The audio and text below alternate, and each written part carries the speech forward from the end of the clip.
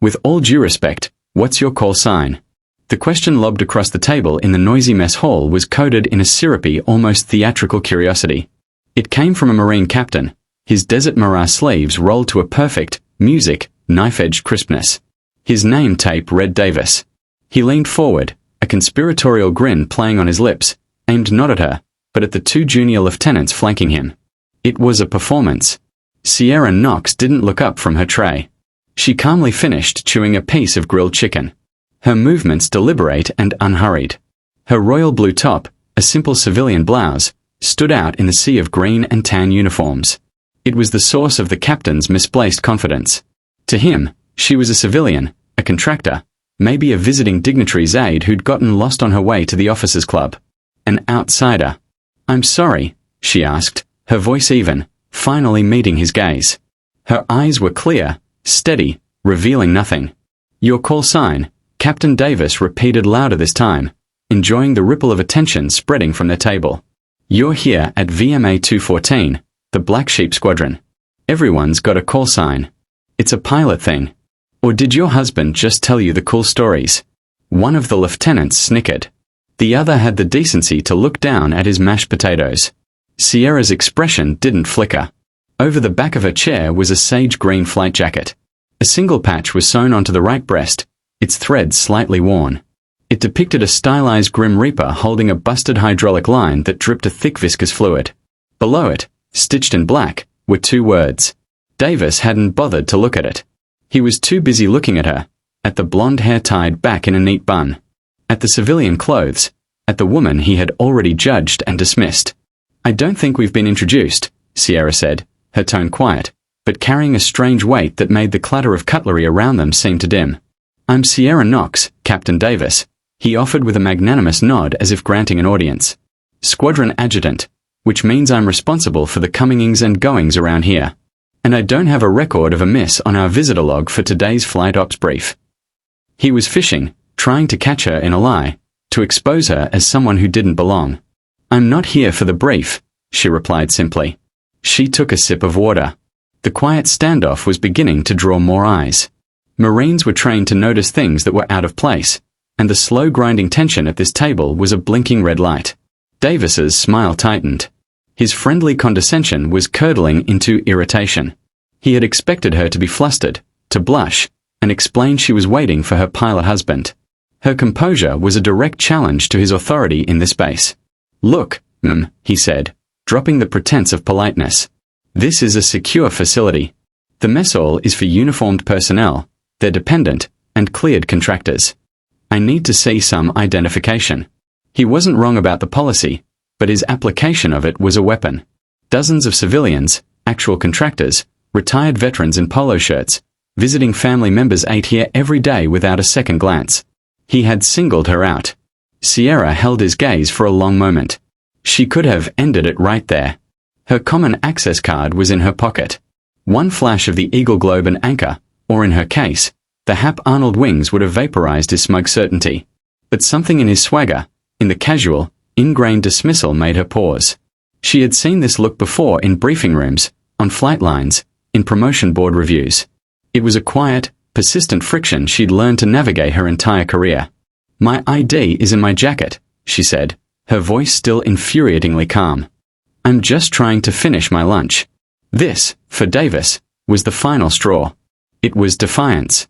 He pushed his chair back, the metal leg scraping harshly against the linoleum. The sound was sharp enough to make several nearby conversations halt. The jacket with the little costume patch on it. He scoffed, finally gesturing toward her flight jacket. "Right. I'm going to have to ask you to come with me. We need to verify who you are and what you're doing on my base." "My base." The words hung in the air. One of his lieutenants shifted uncomfortably. "Sir, maybe we should just quiet, Lieutenant." Davis snapped, his eyes locked on Sierra. He felt the weight of the room's attention and misinterpreted it as validation. He was the protector of the tribe, the enforcer of the rules, putting an imposter in her place. Sierra slowly placed her fork down on her tray. She looked at Captain Davis, her eyes tracing the clean lines of his uniform, the silver bars on his collar, the crisp haircut. She saw a man who had likely never had to justify his presence a day in his life. A man for whom the uniform was a suit of armor and a cloak of invisibility all at once, rendering the person inside secondary to the rank it displayed. He looked at her and saw a blue shirt, a woman, an anomaly. He couldn't see the uniform she wasn't wearing. Her gaze drifted past him across the crowded room, and for a split second, her composure wavered. It wasn't a crack, but a flicker of deep bone-wearing exhaustion. An old memory sharp and unwelcome surfaced, not of combat, but of a classroom at the academy.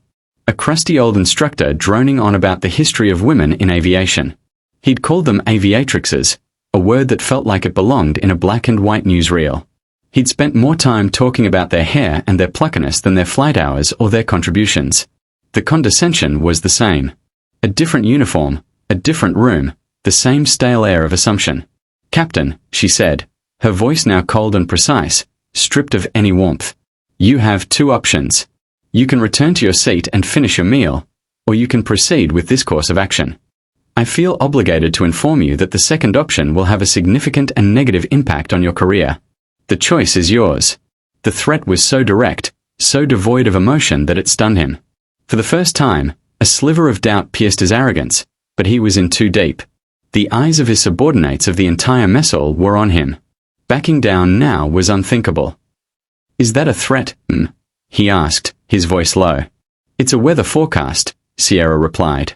Across the room, sitting alone at a small table near the window, Master Gunnery Sergeant Cole chewed his food methodically. He was a lifer, a career Marine who had spent more time in the fleet than Davis had been alive. He'd noticed the woman in the blue top when she walked in. Not because she was a woman, but because of the way she moved.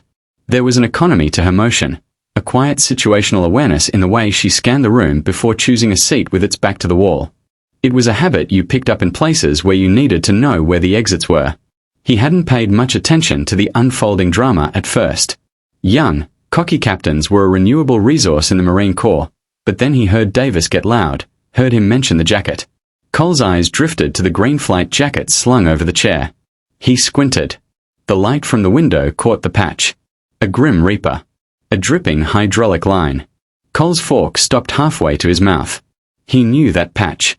He'd seen it before, not in person, but in a grainy photo attached to an after-action report he'd had to review years ago. It was from a joint operation in a place full of mountains and bad intentions. A JSOAD Joint Special Operations Air Detachment that flew missions most people would never read about. They were ghosts. His eyes shot back to the woman. Blonde hair, calm demeanor. It couldn't be. The pilot in that report, the flight lead. They called her. The memory hit him like a physical blow. Her call sign. He couldn't remember the name, but he remembered the legend. A cold knot formed in Cole's stomach. This wasn't just a captain being an idiot. This was a captain poking a sleeping dragon with a sharp stick. He watched Davis stand up, watched him puff out his chest. Cole knew this was seconds away from becoming an institutional disaster. He stood, leaving his half-eaten lunch on the table. He walked calmly, purposefully, out of the mess hall, his eyes not leaving the back of Captain Davis's head. He knew what he had to do. The captain was a problem for later. Right now, he had to alert the tower. He had to let the base commander know who had just landed. He pulled his phone from his pocket as the mess hall doors swung shut behind him. He didn't have the colonel's cell number, but he had the next best thing, the sergeant major of the base. He thumb-med the contact and lifted the phone to his ear, his mind racing. "Nunny Cole here," he said when the call connected, his voice urgent. "Sergeant Major, you're not going to believe this, but I think Sticky 6 is in our chow hall." There was a pause on the other end of the line, then a single sharp intake of breath. "Cole, are you sure?"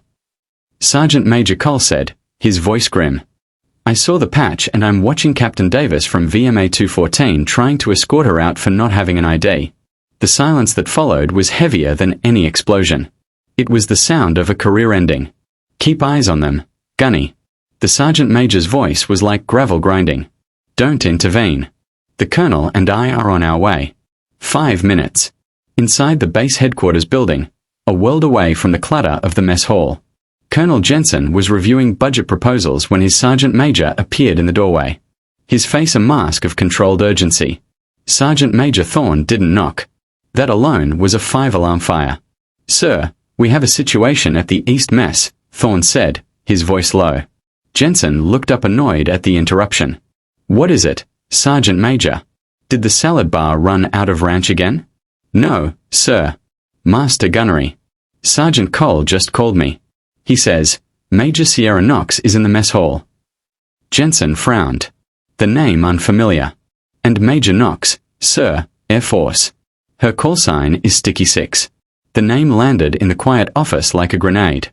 Colonel Jensen's posture changed instantly. The casual slouch of an administrator vanished, replaced by the rigid attention of a combat commander. He dropped the pen he was holding. It clattered on the polished oak of his desk. Sticky 6, he repeated. The name tasting like ozone and jet fuel. He hadn't heard it in years. But you didn't forget a story like that. A story that was whispered with a kind of reverence or at Joint Command briefings and in the smoke pits outside classified intel vaults. Are we sure it's her? Cole saw her JSO patch, sir. Thorne confirmed. And apparently Captain Davis is having a professional disagreement with her regarding base access. Jensen swore a single sharp syllable. He stood and walked to his computer, his fingers flying across the keyboard.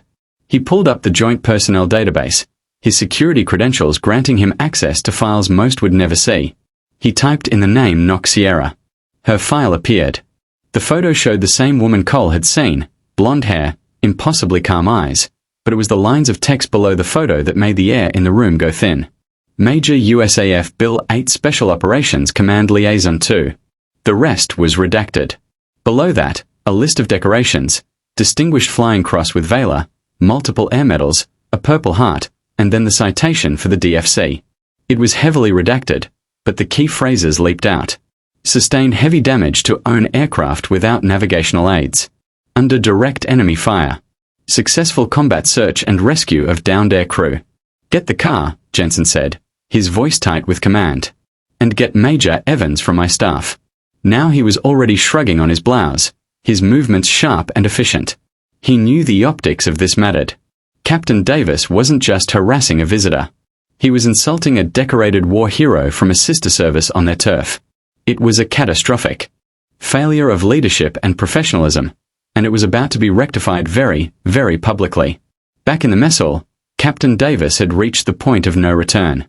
Sierra's calm defiance, her weather forecast, had pushed him over the edge. His authority in front of his men was on the line. All right, that's it. You're coming with me, he said, his voice rising. He reached out not to touch her, but in a come-on gesture that was both impatient and dismissive. We can do this the easy way, or I can have the MPs escort you. Your choice. But you are leaving this facility now.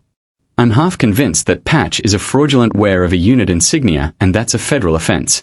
The accusation hung in the air. Ugly and final fraudulent wear. It was one of the most serious insults you could level at someone in the military community. An accusation of stolen valor. Sierra slowly rose to her feet. She wasn't tall, but she stood with a grounded stillness that made her seem to take up more space than she did. She looked at Davis, and for the first time, he saw something other than calm in her eyes. It wasn't anger, it was pity. As you wish, Captain, she said, her voice resigned. It was at that exact moment that the main doors to the mess hall swung open. The sudden silence was absolute. Every conversation stopped, every head turned. Colonel Jensen strode into the room, his presence sucking the air out of the space. He was flanked by Sergeant Major Thorne, whose face was carved from granite, and a sharp-looking female Marine Major Evans. They moved not like they were entering a cafeteria, but like they were stepping onto a parade deck for an inspection. Their pace was measured, their eyes forward. They scanned the room once, their gaze falling on the small knot of tension in the center of the hall, and then moved directly toward it. The entire mess hall population, as if pulled by a single string, rose to its feet. The sound of 100 chairs scraping back at once was the only noise. Captain Davis froze, his face draining of all color. He snapped to the position of attention so violently he almost wobbled. His mind struggled to process what was happening. The base commander was here in the middle of lunch, and he was walking directly toward him. The trio stopped a few feet from the table. Colonel Jensen's eyes were like ice chips. He completely ignored Captain Davis. His gaze was fixed on Sierra. He took one more step forward, stopped, and rendered a salute so sharp, so precise it seemed to cut the air. Major Knox, he said, his voice ringing with a deep formal respect that echoed in the cavernous silent room. Colonel Jensen, Base Commander, welcome to Marine Corps Air Station Miramar. I must apologize for the reception. We were not aware you were on board today. Sierra returned the salute with a practiced ease that was utterly at odds with her civilian blouse. Colonel, no apology necessary. I was just grabbing a bite to eat. Davis's world was tilting on its axis.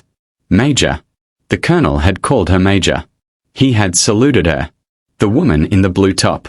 He felt a wave of nausea. Colonel Jensen held his salute for a moment longer before crisply dropping it. He then turned his head slowly, his eyes finally landing on Captain Davis, who looked as if he was about to faint. Captain, Jensen said, his voice dropping to a dangerously quiet level. I understand you were curious about the Major's call sign. Davis swallowed hard. Sir, he stammered, his voice a dry rasp. I was just following procedure for base security. Were you? The colonel interrupted, his voice cutting like glass. Because it looked to me like you were harassing a decorated officer from a sister service. Major Knox is here as a guest of SOCOM, preparing to brief my senior staff on joint operational tactics. Tactics she learned firsthand. He took a step closer to Davis, lowering his voice so only those at the table could hear, but the intensity was felt throughout the room. That patch on her jacket, the one you called a costume, that's the insignia of a JSO, she commanded. They don't just hand those out. They're forged in blood and fire. Then Jensen raised his voice again, turning slightly so that his words carried across the mess hall to the silent watching Marines. Some of you may have heard stories, he began his voice, the resonant baritone of a commander addressing his troops. Stories about a pilot who, during a night mission deep in hostile territory, had her wingman's aircraft crippled by a surface air missile. The wingman's jet was losing all hydraulic pressure, its controls locking up. They were going to have to punch out over mountains crawling with enemy fighters. A hush fell over the room. This was the language of legends. Their flight lead, flying a bird that was also damaged and leaking fuel, refused to leave. She flew a protective figure-8 pattern around the crippled jet for almost an hour, fighting off intermittent ground fire, coordinating a combat search and rescue team, and talking her terrified wingman through the emergency procedures. Her own fuel tanks were ruptured, sloshing JP-8 fuel all over the fuselage, making it dangerously sticky and threatening to ignite with every tracer round that went past. Jensen's eyes found Sierra's. There was a profound respect in his gaze. She stayed on station until the CSR birds were in.